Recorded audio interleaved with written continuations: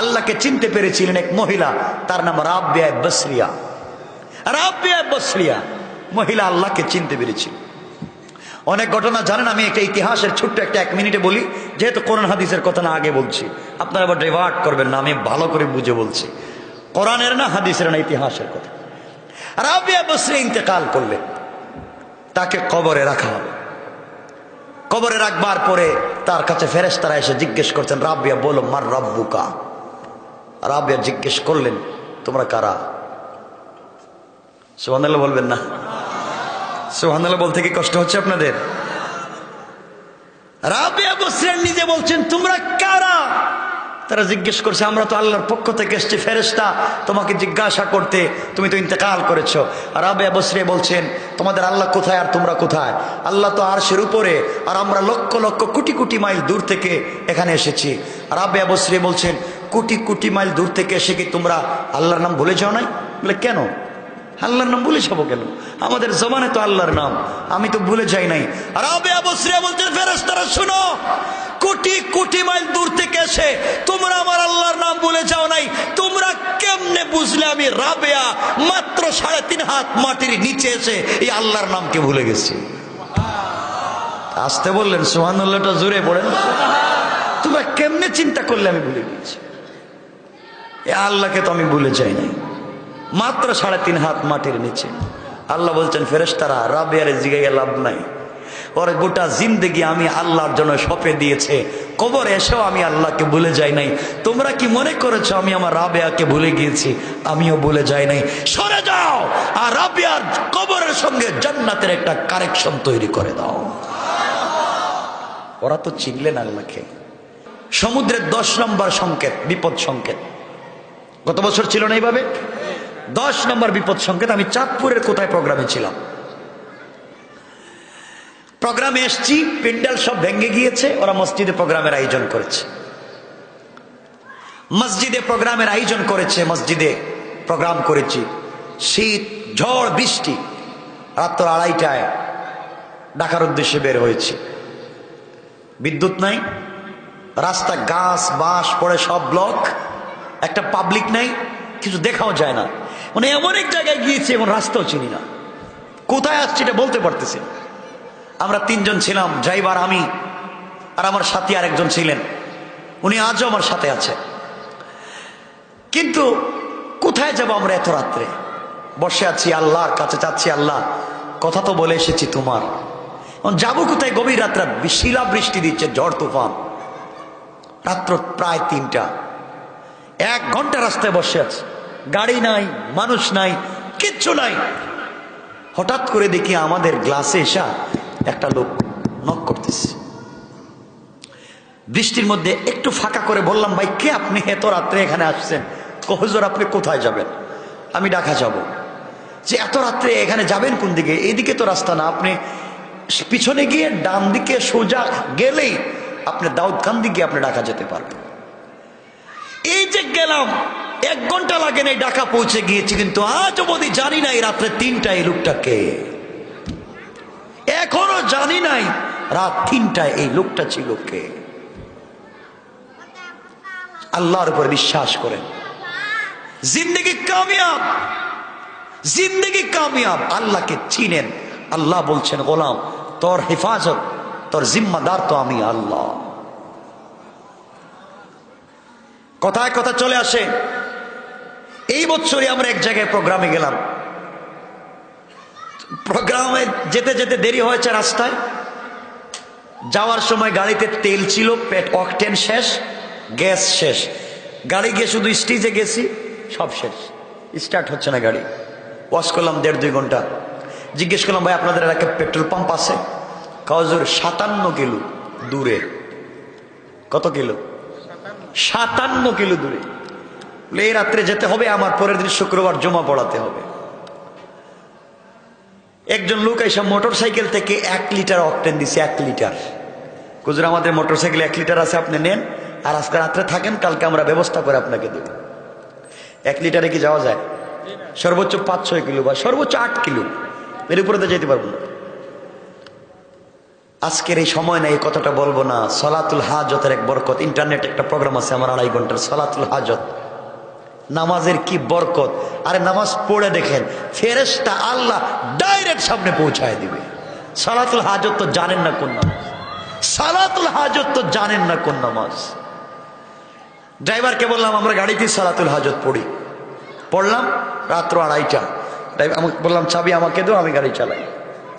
বিসমিল্লাহ বলে গাড়ি স্টার্ট দিয়েছে। আমি নিজে অকটেন আছে 1 লিটার, 8 কিলো যাবে অথবা 10 কিলো, কিন্তু গাড়ি স্টার্ট দিয়েছি। এই আল্লাহকে চিনলেন না, এই মনিবকে চিনলেন না। আল্লাহকে আল্লাহ বলছেন গোলাম তুই আমার হয়ে যা, তুই শুধু আমার হ, দেখ না আমি তোরে কি করতে পারি। এক মহিলার যমজ 2টা বাচ্চা হয়েছে, যমজ 2টা বাচ্চা পৃথিবীতে জন্ম নিয়েছে। প্রথমে যেই বাচ্চাটা দুনিয়ায় জন্ম নিল, এই বাচ্চাটার 2টা হাত আছে, 2টা পা আছে, চক্ষু আছে, মুখ আছে, সব আছে, সুন্দর একটা স্ট্রাকচার, সুন্দর একটা বডি। কিন্তু এই বাচ্চাটা দুনিয়ায় জন্ম নিয়েছে মরা, মৃত। আপনারা বলেন যে এই বাচ্চাটার হাত আছে, পা আছে, সব আছে, সুন্দর একটা বাচ্চা দুনিয়ায় জন্ম নিয়েছে, কিন্তু জীবন নাই, রূহ নাই, হায়াত নাই। এই লোকটাকে কি আপনারা গোসল দিবেন? কথা বলেন। গোসলের প্রয়োজন নাই, জানাজার প্রয়োজন নাই, কারণ পৃথিবীর জমিনে সে 1 সেকেন্ডও বাঁচে নাই, ঠিক না? তার সব আছে, হাত আছে, পা আছে, সব আছে, তো 1 মিনিট পৃথিবীতে থাকে নাই, তার জিন্দেগির কোনো দাম নাই। আর 1 সেকেন্ড পরে অথবা 1 মিনিট পরে ওই মহিলা আরেকটা বাচ্চাকে দুনিয়ায় জন্ম দিয়েছে। ওই বাচ্চাটার 2টা হাত নাই, 2টা পা নাই, 2টা চোখ নাই, বিকলাঙ্গ একটা বাচ্চাকে 1 মিনিট পর ওই মা জন্ম দিল। কিন্তু পৃথিবীতে আসার পরে 1 সেকেন্ড কান্না করেছে অথবা 1 সেকেন্ড নড়াচড়া করেছে, এরপরে মরে গিয়েছে। আপনারা বলেন তো এই বাচ্চাটার গোসল লাগবে নি? কথা বলেন। জানাজা লাগবে নি? লাগবে কেন? হায়াতে জিন্দেগিতে সে 1 সেকেন্ড বেঁচে গেল। হায়াতে জিন্দেগিতে দুনিয়ার জমিনে 1 মিনিট বেঁচে গিয়েছে, তার কি দাম? ভালো করে শুনো, আজকে কি বুঝাতে চাই। আমার বন্ধুগণ, দুনিয়ার জমিনে আপনারা বড় মানুষ মরে গেলে, বড় শিল্পপতি, বড় টাকাওয়ালা, এলাকার গণ্যমান্য ব্যক্তি, বড় আলেম মরে গেলে দুনিয়ার সব মানুষ জানাজায় হাজির হয়ে যায়, যায় কি যায় না? কিন্তু আপনি জানেন না কেন জানাজায় গিয়েছেন। একটা কাজ হয়েছে, যে মরেছে একজন মুসলমানের উপর আরেকজন মুসলমানের 5টা হক, এর মধ্যে একটা হলো তার জানাজায় হাজির হওয়া। এই কাজ হয়তো আপনি করেছেন, আর কিছুই না। আমরা যে ব্যক্তি মারা গেলেন, বড় আল্লাহর ওলি, বড় শিল্পপতি, এলাকার গণ্যমান্য ব্যক্তি, অথবা প্রাপ্তবয়স্ক কোনো যুবক মারা গেল, আমরা জানাজায় যাই কি যাই না? কথা বলেন না কেন? গিয়া কি পড়েন? আপনার দোয়া পড়েন কিনা? দোয়া পড়েন, আল্লাহুম্মা গফির লি হাইয়িনা ওয়া মাইয়িতিনা ওয়া শাহিদিনা ওয়া গায়িবিনা, পড়েন কিনা? এই দোয়া কেন পড়েন আজ পর্যন্ত জানলেন না? আপনারা দোয়ার মধ্যে বলেন, আল্লাহ তাআলা তোমার এক গোলামকে হাত পা বেঁধে তোমার সামনে আমরা কিছু লোক নিয়ে হাজির হইছি, হাত পা বাঁধছি, সাদা কাফন দিয়ে পেঁচাইছি। আয় আল্লাহ, এরপরে তোমার সামনে নিয়ে আমরা হাজির হইছি। হাজির হওয়ার পরে দোয়া করতেছি, আল্লাহুম্মা গফির লি হাইয়িনা ওয়া মাইয়িতিনা, দোয়া করতেছি আল্লাহ তাআলা হায়াতে জিন্দেগির, মৌতের জিন্দেগির এই লোকটা জীবনে যত গুনাহ করছে তুমি মাফ করো। আয় আল্লাহ তাআলা, আমরা তার পক্ষ থেকে আপনার কাছে মাফ চাইলাম, লোকটাকে আপনারা মাফ করেন। আমার বন্ধুগণ, আল্লাহর কাছে আমরা বলছি, কি শুরু করলেন আমি বুঝতে পারতেছি না। আপনারা কথা বললে তো আমি কথা বলতে পারি না, এটা আস্তে কথা বলে আমি কথা বলতে পারতেছি না। তো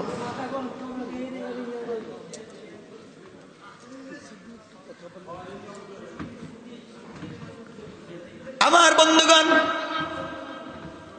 আমরা সবাই ওই লোকটাকে হাত পা বেঁধে সাদা কাপড় দিয়ে পেঁচাইয়া জানাজার জন্য নিয়ে দোয়া করি, আল্লাহ যেই লোকটাকে নিয়ে আজকে তোমার সামনে মাঠে হাজির হইছি, কিছুক্ষণ পরে তাকে তোমার হাওয়ালা করব, কবরে রেখে দিব। আয় আল্লাহ তাআলা এই গোলামটাকে তুমি মাফ করে দাও, তার গুনাহ মাফ করে দাও। তা বলি কিনা? এখানে আমার লাভ কি? লাভ তো সব তার।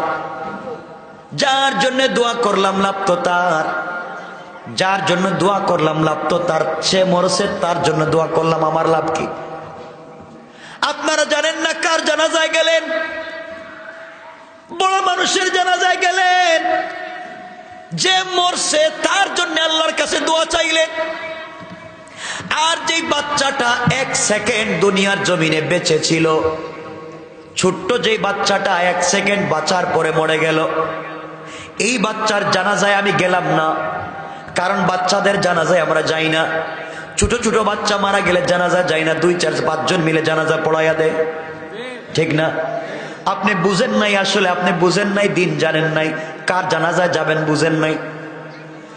এই ছোট্ট বাচ্চার জানাজায় আমরা যাই না, অথচ এই ছোট্ট বাচ্চার জানাজায় আমরা কি দোয়া পড়ি? পুরুষ হলে পড়ি আল্লাহুম্মা জাআলহু লানা, মেয়ে হলে পড়ি হালানা আল্লাহুম্মা জাআলহু লানা ফারাতাও ওয়া জাআলহু লানা আজরাও ওয়া যুখরা। এই দোয়া পড়ি। আপনি জানেন না দোয়ার অর্থ কি? জন্য আপনি জান না, এই জন্য আপনি জানেন না। আমরা ওই সময় দোয়া পড়ি, আয় আল্লাহ তাআলা তোমার কাছে একটা মাসুম বেগুনাহ ফেরেশতা বাচ্চা নিয়ে হাজির হলাম। আয় আল্লাহ তাআলা এই বাচ্চার বরকতে, বাচ্চার ওসিলায় তুমি আমাদেরকে মাফ করে দাও। তাহলে আপনি ছোট্ট বাচ্চার জানাজায় হাজির হয়ে নিজের জন্য দোয়া করতে পারতেছেন, আর বড় মানুষের জানাজায় হাজির হয়ে তার জন্য দোয়া করেন। তো আমাদের যাওয়া উচিত কার জানাজায়?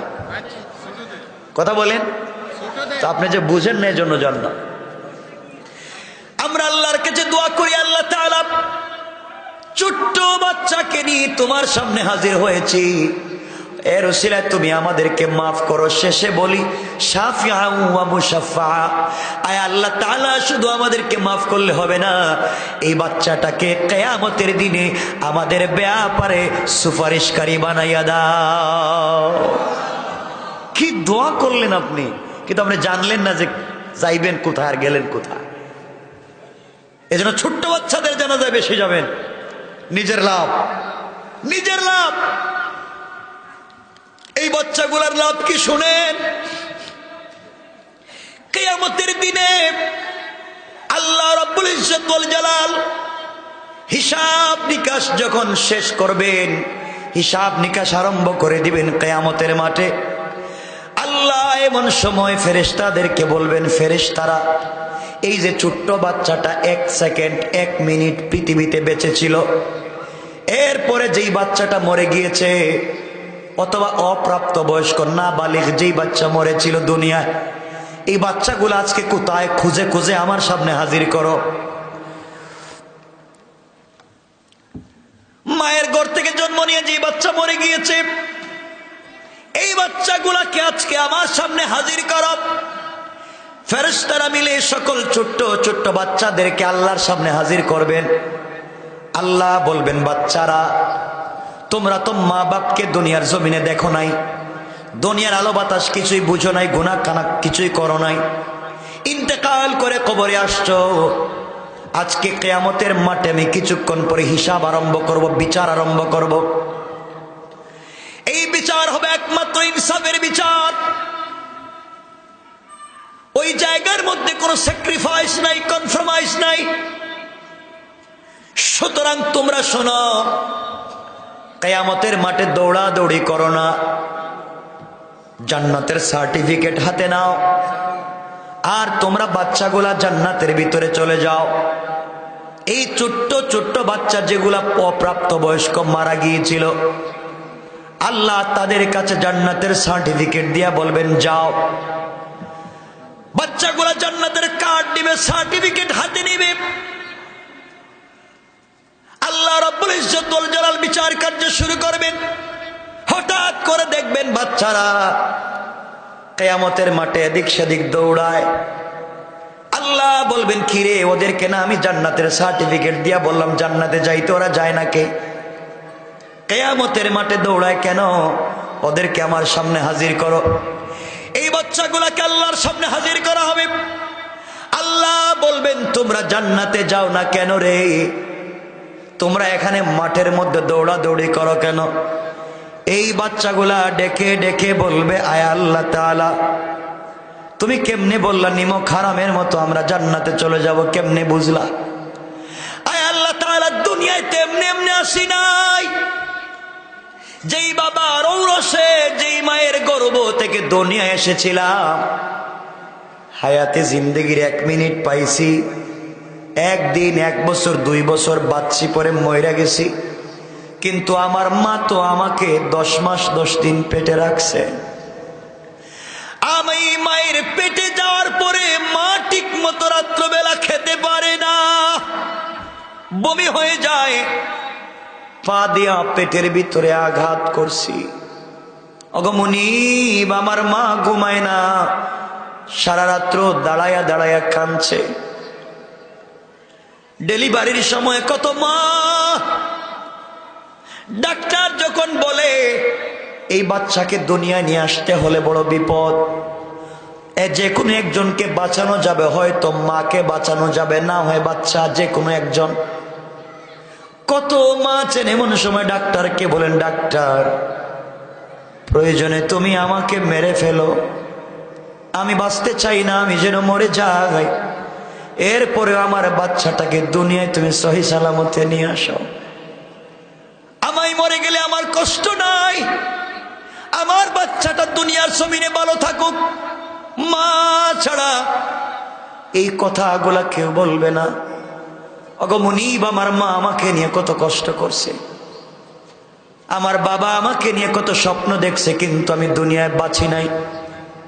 আজকের দিনে আমি কেমনে জান্নাতে চলে যাই? আমি প্রয়োজন বোধে আপনি আমাদের জান্নাতের সার্টিফিকেট নিয়ে আনেন। আল্লাহ জান্নাত চাই না। যেই মা বাবার কারণে দুনিয়ায় 1 মিনিট বাঁচার কারণে আপনি জান্নাত দিয়েছেন, ওই মা বাপকে জান্নাতে না দিলে আমরা কোনো সময় জান্নাতে যেতে পারি না।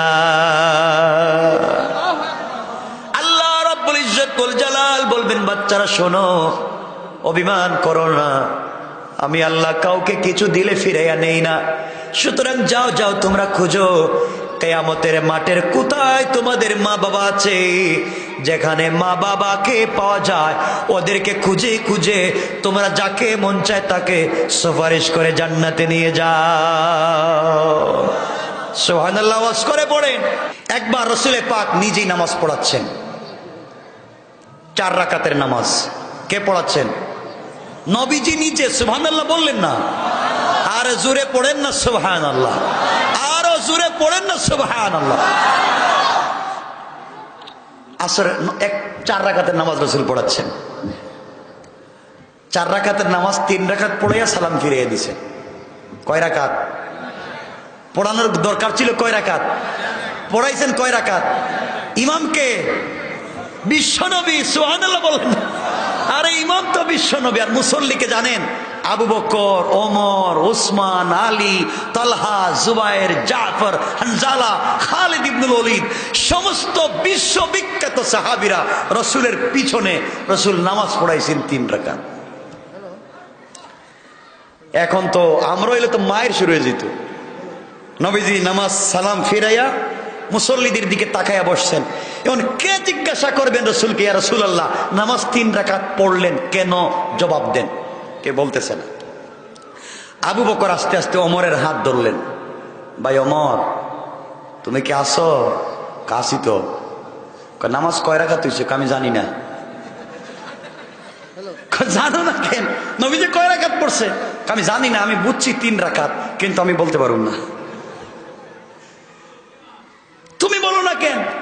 ও ভাই, আমারে দেখিস কয়েস না, আমার দরকার নাই। 6 রাকাত হয়েছে, 6 রাকাতই থাকুক, কিছু বলার দরকার নাই। আবু বকর রাসূলকে কিছু বলতে চায় না, ওমর রাসূলকে কিছু বলতে চায় না।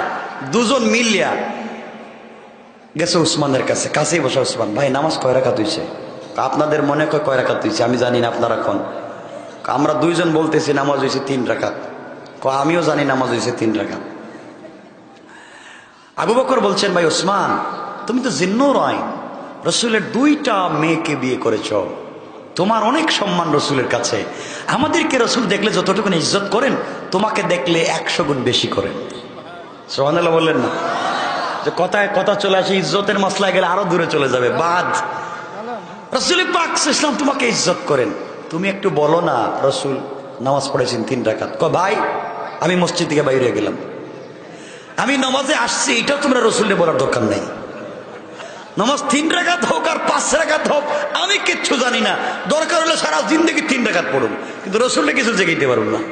সুবহানাল্লাহ বললেন না? কি সম্মান, কি ইজ্জত। ওমর বলতেছে, ভাই উসমান রাগ করিস না, আমরা 3 জন হইছি তো, এখন দেখি আলী আসেনি। পিছন দিকে তাকায় দেখেন আলী তো বাইটিয়া খাটো ছিলেন, খাটো, পিছনে বসে আছে। আলীর যে গেলেন, কিও নামাজ কয় রাকাত হইছে? হইছে তো 3 রাকাত। কিছু কইবা? তোমরা 3 জন কি করো? আমরা জিগাও কেন, তোমরা 3 জনে কি করো? 2 জন রসুলের শ্বশুর, ডাইরেক্ট শ্বশুর, আর একজন তো 2 মেয়ের জামাই, আমার চাইতে তো বহুত বড়, 3 জনে বলো না কেন?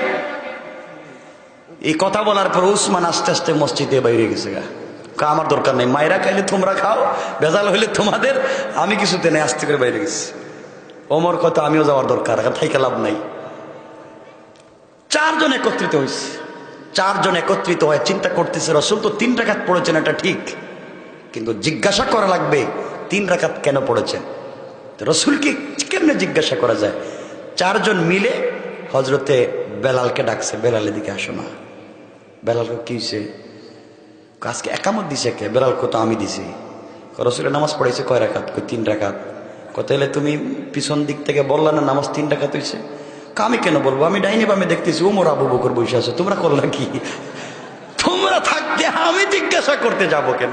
আমার বিপদে ফেলাইও না, আমি গরিব মানুষ, এখানে মুয়াজ্জিনি করে থাকি, তোমরা আবার কোনটা বলবো আমার চাকরি যাইব। তোমরা যা মন চায় করো।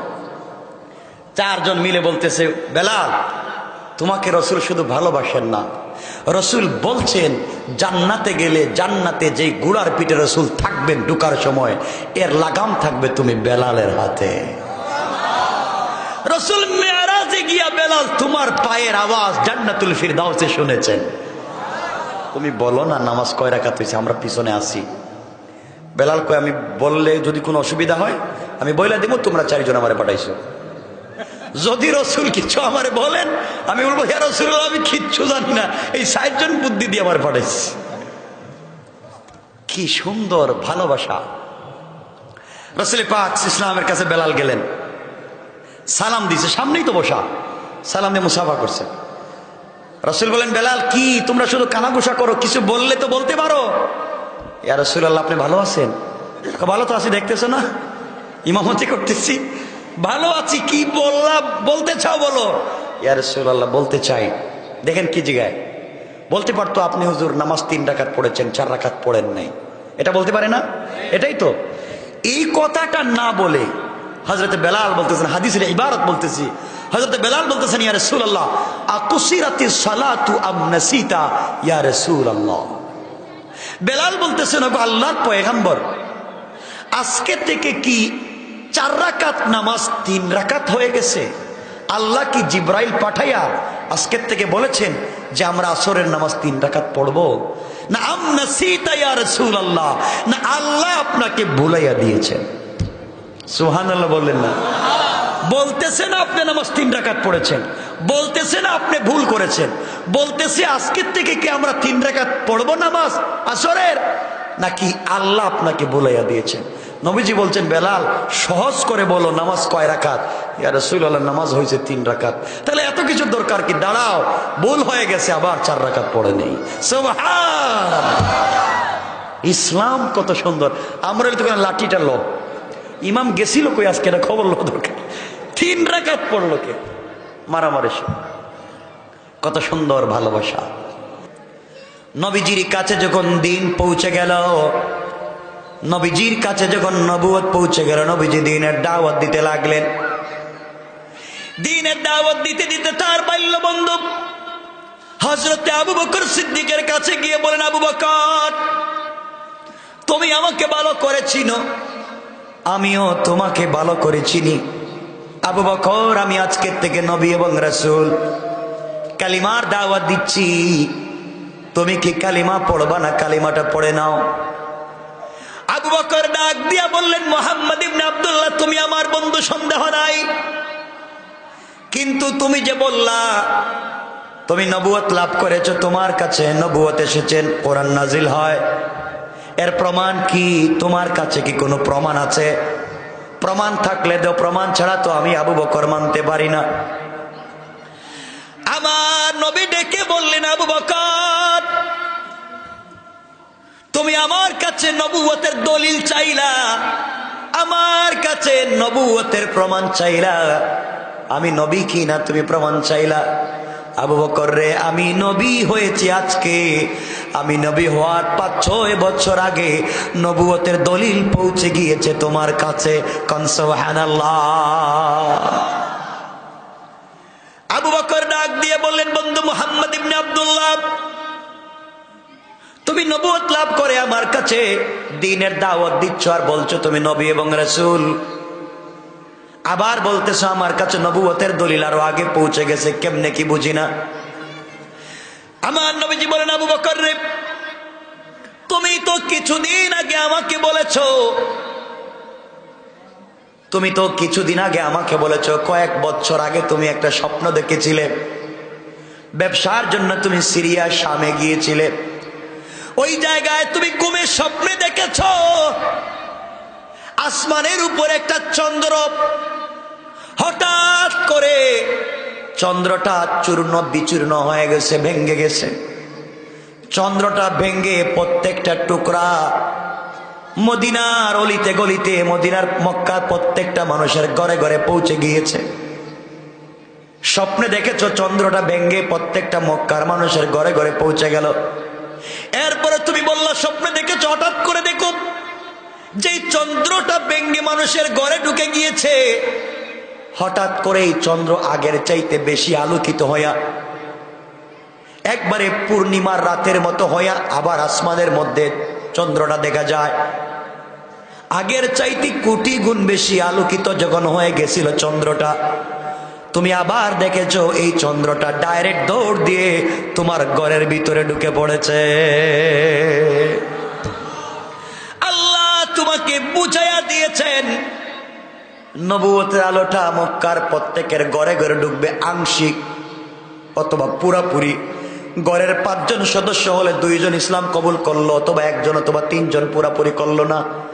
আর তোমার ঘরের ভিতরে পূর্ণ চাঁদ ঢুকে গিয়েছে, এর অর্থ হলো তোমার ঘরটা পুরানো ভাবে আল্লাহ রাব্বুল ইজ্জত ওয়াল জালাল সমস্ত বনি আদমের মধ্যে আমি বিশ্ব নবীর পরে উম্মতের মধ্যে শ্রেষ্ঠ সম্মান আল্লাহ তোমাকে দিয়েছে। আবু বকর ডাক দিয়া বললেন, মুহাম্মদ ইবনে আব্দুল্লাহ, বন্ধু আমার আর বলা লাগবে না। খুশির ঠেলায় দাঁড়িয়ে গেলেন, আমার নবীর কপালে চুম্বন করলেন আর জড়াইয়া ধরলেন আর বললেন, বন্ধু দেরি করা যায় না, আর দেরি করো না, তুমি আমাকে পড়াইয়া নাও লা ইলাহা ইল্লাল্লাহু মুহাম্মাদুর রাসূলুল্লাহ। হযরত সিদ্দিক আকবর কালিমা পড়ে মুসলমান হয়ে গেলেন। মুসলমান হয়ে যাওয়ার পরে আর ঘরের ভিতরে থাকতে ভাল লাগে না। দেখেন একটা মানুষ কত ভদ্র ছিল, নম্র। কুরাইশের মধ্যে সিদ্দিক আকবর অনেক দাম ছিল, মক্কার মধ্যে সিদ্দিক আকবরের অনেক সম্মান ছিল, অনেক ইজ্জত ছিল, মানুষ তাকে অনেক সম্মান দিত। এই সিদ্দিক আকবর দ্বীনের দাওয়াত দেওয়া শুরু করলেন। একদিন বিশ্ব নবীকে নিয়ে কাফেরদের এক মজলিসে গেলেন, কালিমার দাওয়াত দিলেন, ইসলামের কথা বিশ্ব নবী বলতে লাগলেন। কালিমার দাওয়াত যখন দিতে লাগলেন, হযরতে আবু বকরকে ওই সময় কিছু মানুষ এমন ভাবে মারতে লাগলো, হাদিসের ভাষা হলো হযরতে আবু বকর অজ্ঞান হয়ে মাটিতে পড়ে গেলেন। নাক মুখ দিয়া রক্ত বের হতে লাগলো, নাকটা মুখটা থেতলাইয়া দিল। আবু বকরকে চিনা যায় না, আবু বকর মরে গেছেন মনে করে তারা ফেলে দিয়ে চলে গেল। হযরত সিদ্দিক আকবর মরে গিয়েছেন মনে করে মক্কার মানুষেরা আবু বকরকে ওখানে ফেলে দিয়ে চলে গিয়েছে। আত্মীয় স্বজন মিলে হযরতে আবু বকরকে ধরে ধরে কোলে করে উঠালেন। এই মানুষটাকে কোলে উঠানো যায় না, ধরাও যায় না। চারজন একটা রুমাল বিছিয়ে দিলেন, কাপড় বিছালেন। হযরতে আবু বকর কালিমা পড়বার অপরাধে মানুষ তো মারলো। কাপড়ের মধ্যে শোয়া চারজন কাপড়ের চারদিকে ধরলেন। এইভাবে একটা ভদ্র মানুষকে, সম্মানী মানুষকে মানুষ পিটালো কালিমার অপরাধে। হযরতে আবু বকরকে চারজন কাপড়ের চারদিকে ধরলো, বাড়িতে নিয়ে এসেছে। মায়ের কাছে এসে বলছে, শুনেন, আপনার ছেলে মোহাম্মদ ইবনে আব্দুল্লাহ যে কালিমার দাওয়াত দেয়, এই কালেমা কবুল করেছে, মানুষটাকে এইভাবে পিটাইছে অজ্ঞান। সারাদিন চলে গেল, সন্ধ্যা চলে এসেছে, আবু বকরের জ্ঞান ফিরে না। আবু বকরের গোষ্ঠীর মানুষ গিয়ে বলছে, শোনো, আবু বকর যদি মরে যায়, সে ধর্ম পরিবর্তন করে ইসলাম কবুল করেছে, তোমরা এভাবে মারতে পারো না। একটা মানুষকে এত মাগাত করা যায় না, তোমরা এত মাইর দিছো, যদি আবু বকর মরে যায় প্রতিশোধ নেব। এইভাবে সারাদিন চলে গেল। আবু বকরের নাক মুখ থেকে রক্ত যেতে যেতে আর জ্ঞান ফিরে না।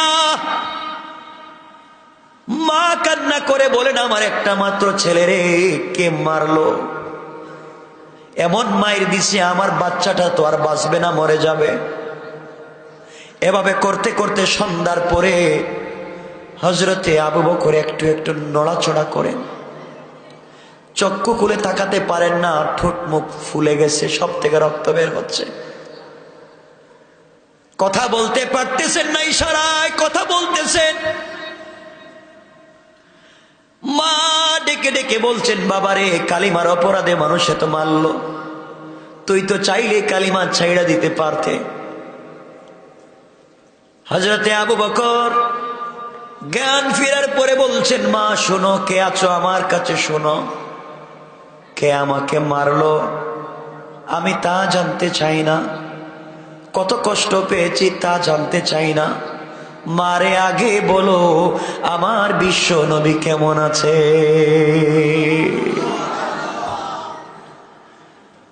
আবু বকরের মা তো পেরেশান, এত আঘাতপ্রাপ্ত হওয়ার পরে আমার ছেলে তার নবীকে ভুলে যায় না।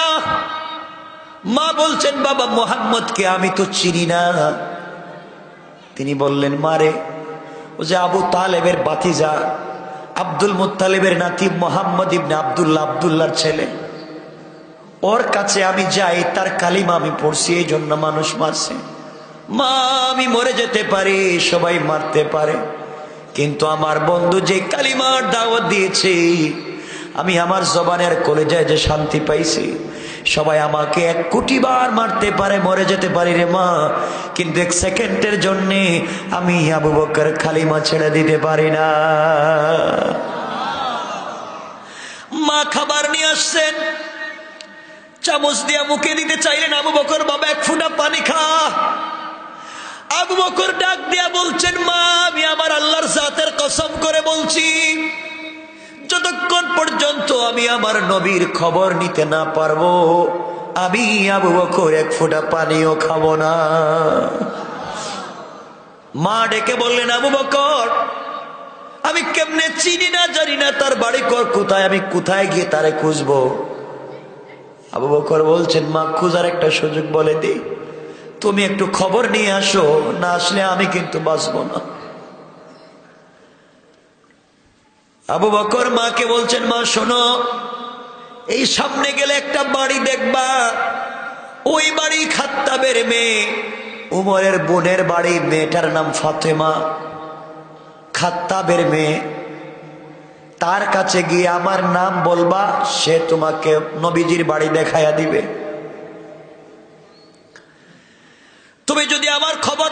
কাছে না দাও, আর আমি যদি একটা নজর আমি আমার নবীকে না দেখি, আমি মরে গেল কিছু খাবো না। কেমন ভালোবাসা বিশ্ব নবীর প্রতি।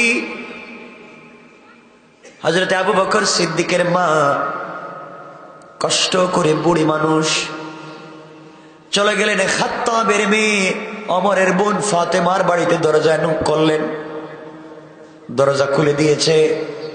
তিনি বললেন, মারে, আমি আবু বকরের মা, আমার ছেলেটাকে কে বা কারা মারছে কালিমা পড়ার অপরাধে।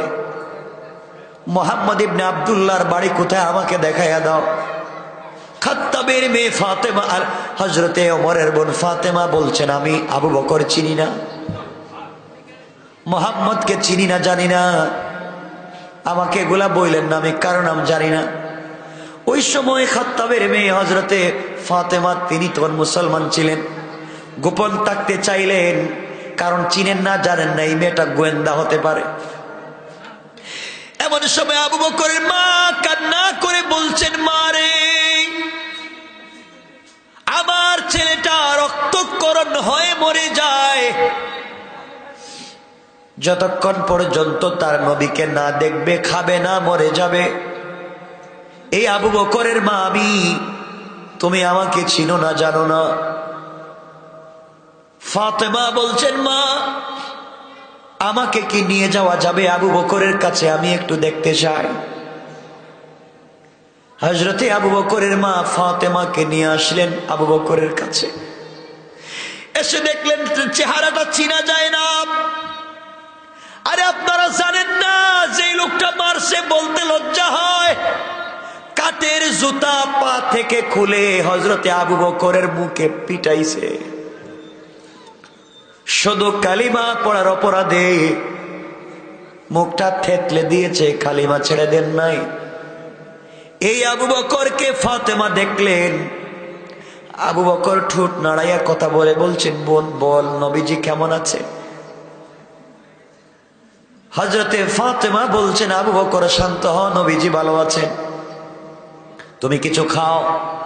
আবু বকর বলছেন, আমি কসম করেছি আমার আল্লাহর জাতে পাকের, নবীজিকে না দেখা পর্যন্ত আমি কিছু খাবো না। গভীর রাত্রি আবু বকরের মা আর খাত্তাবের মেয়ে ধরে ধরে দুইজনের কাঁধের উপরে ভর দিয়ে দিয়ে হযরতে আবু বকর বিশ্ব নবীর কাছে যখন চলে গিয়েছেন, নবীজি আবু বকরকে যখন দেখলেন, চেহারাটা চিনা যায় না, রক্তে লাল। আমার নবী আবু বকরকে জড়াইয়া কাঁদলেন আর ডেকে বললেন, আল্লাহ,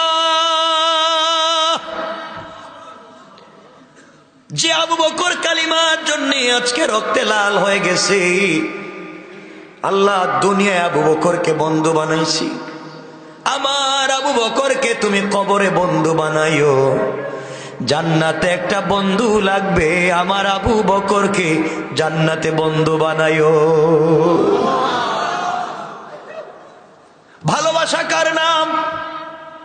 দিন কার নাম? ইসলাম এমনি এমনি আসে নাই। নবীজি আবু বকরকে জড়াইয়া ধরলেন আর বললেন, ইয়া রাসূলুল্লাহ, এই যে আমার মা বুড়ি মানুষ, কালিমা পড়ে নাই, এরপরেও তো আমাকে অনেক শুশ্রূষা করেছে, আপনি আমার মায়ের জন্য একটু দোয়া করেন না কেন? আল্লাহ যেন আমার মাকেও জান্নাতি বানায়, কালিমা যেন পড়ে। নবীজি কে ছিলেন? শোনো মুসলমান, শোনো। নবীজি ওযু করলেন, হযরতে আবু বকরকে শোয়ালেন, খাত্তাবের মেয়ে ফাতেমা বসা, বিশ্ব নবী ইশারা করে চোখ দিয়ে হযরতে আবু বকরের মায়ের চেহারার দিকে তাকালেন। তাকানোর 1 মিনিট শেষ হয় নাই, আবু বকরের মা লাফ দিয়ে দাঁড়ায় উঠে বললেন, ইয়া রাসূলুল্লাহ, আর দেরি কইরেন না, আপনি আমার দিকে তাকাইছেন, আমার ভয় ঢুকে গেছে, এই মুহূর্তে আপনি আমাকে আমার ছেলের মতো কালিমা পড়াইয়া মুসলমান বানাইয়া দেয়।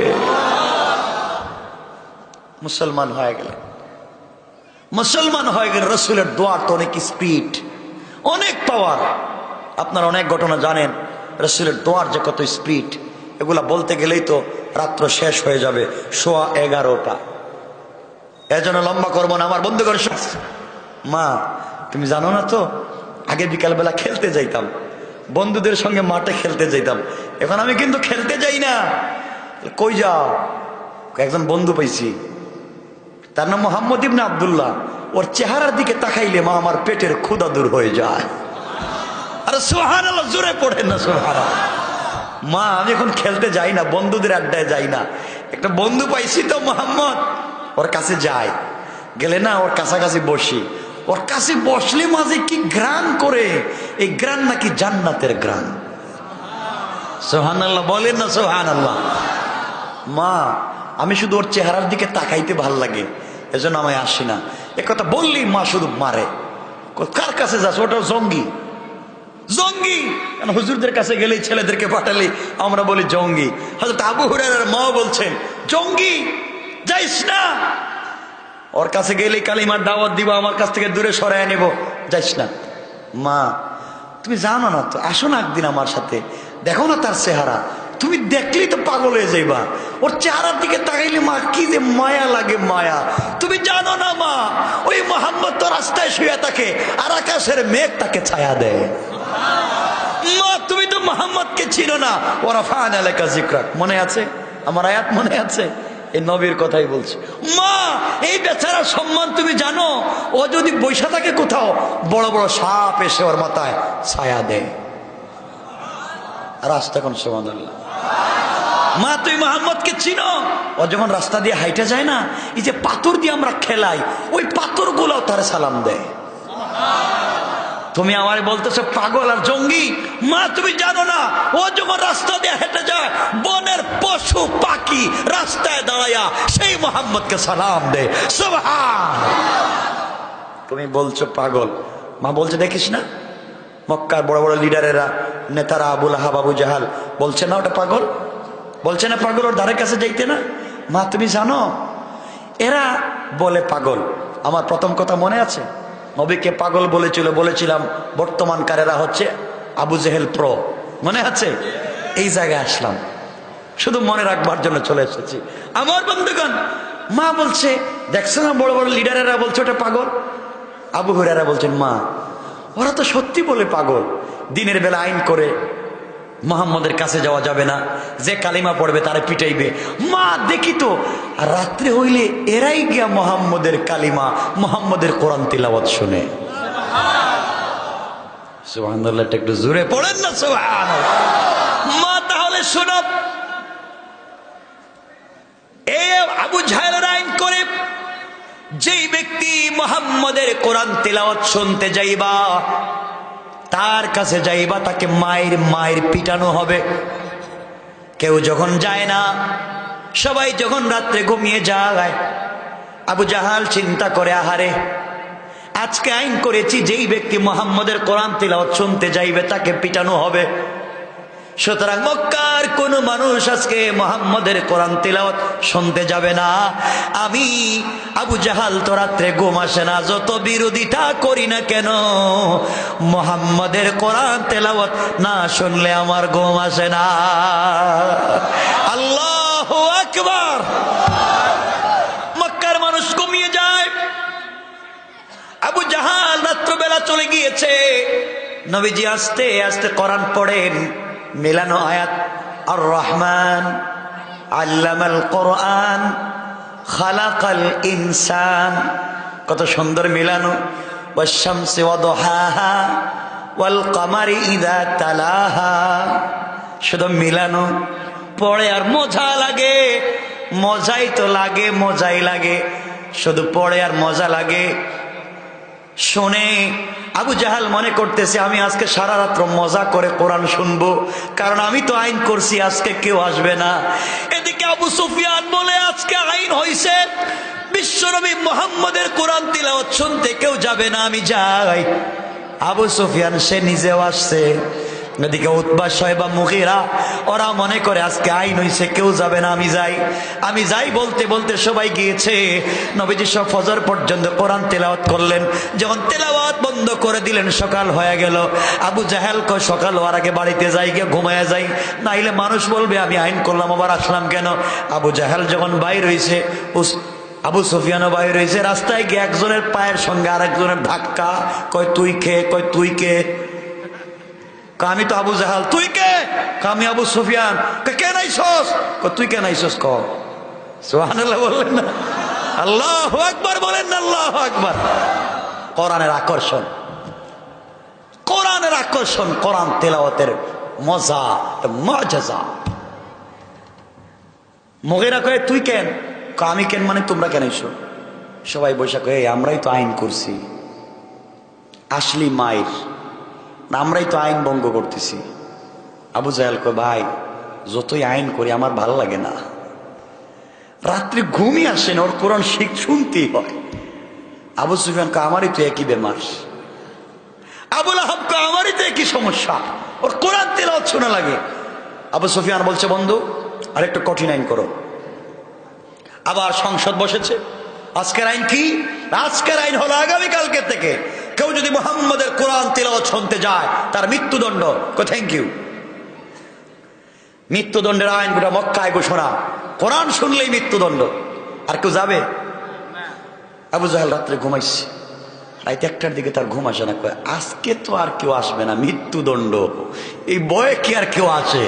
জায়গা আমি কোরআন শিলার শুনতে যাই। সুবহানাল্লাহ বলেন না?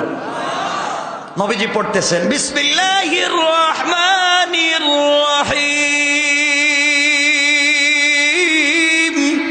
আল্লাহু আকবার। কোরআন তেলাওয়াত। আবু জাহেল তো পাগল হয়ে গেছে, কি রে আজকে একা মজা করে শুনতেছি। আবু সুফিয়ানকে আবু জাহেল তো কালকে শক্ত করছি, আসলেই মৃত্যুদণ্ড, আমি যাই না। আবু সুফিয়ানও সবগুলো আবার রাত্রে হাজির। যাওয়ার সময় সবগুলো আবার দেখা, কিরে তুই কেন আইসস? তুই কেন আইসস? মৃত্যুদণ্ডের আইন করছে কে? আমি করছি। তুই দস্তখত দিলে সব তো ঠিক, আমরা এলাম কেন? দুস্তার যাই করো এর বন্ধ করা যাবে না। আমরা যত আইন করি আমরাই এখন দেখতেছি পারি না। আগামীকালকের থেকে কি করা যায়? আগামীকালকে আর কি করবেন? প্রতিদিন আইন করবেন, কিন্তু আইনে কাজ হবে না। কোরআন দিয়েছেন কে? জোরে বলেন কে? আল্লাহ বলছেন এটা তো মুআজিজা। শোনেন, আমার আলোচনার প্রথমেই বলেছিলাম কোরআন একটা চুম্বক, মনে আছে শব্দ? এই চুম্বকের জায়গায় আসলাম, খালি আকর্ষণ করে আকর্ষণ করে, সারাদিন রসুলে গালি দে কিন্তু রাত্রে আকর্ষণ করে। হযরত আবু হুরায়রা বলছেন মা আপনি বলছেন আবু জাহিলের কথা, এগুলো সারা দিন গালি দে, রাত্রে কোরআন শুনতে যায়। সুবহানাল্লাহ বললেন না? তো আমার আপনি বাধা দিচ্ছেন কেন? আমারই তো ভাল লাগে না। মা আমি এখানে বসে থাকি না, তো যখন দেখি আমার এই বন্ধু মোহাম্মদ যখন মুস্কি হাসে না, আমি একদিন মাগরিবের পরে বসে আছি মোহাম্মদের কাছে, ও মুস্কি হাসতেছে। মা আপনি জানেন না, ওর মুস্কি হাসি তোর একটা দাঁত বাহির হইছে, দাঁত বাহির হওয়ার সাথে সাথে গোটা এলাকা, গোটা গড় আলোকিত হয়ে গেছে। মা দেখলি ভাল লাগে, তুমি আসো না। মা আরো মারে, আরো মারে। হযরত আবু হুরায়রা ছোট মানুষ, মায়ের খাইতে খাইতে আম্মা তুমি যা মারতে পারো মারো, কিন্তু আমি মুহাম্মদের ছাড়তে পারবো না।